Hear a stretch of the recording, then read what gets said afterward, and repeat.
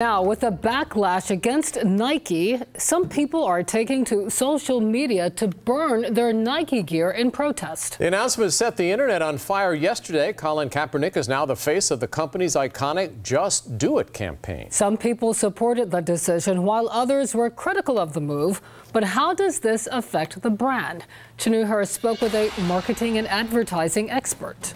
Yeah, guys, the Davis ad agency in Virginia Beach spoke with me today about this. The president says a company like Nike doesn't make these controversial decisions without careful calculations.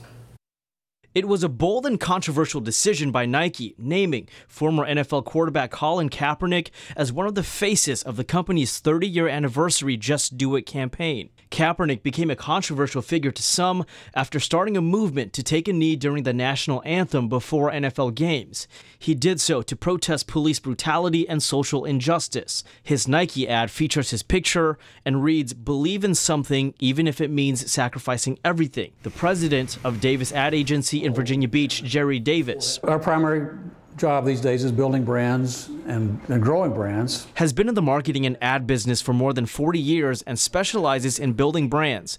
He thinks Nike's decision was very well calculated. The people at Nike are smart, obviously.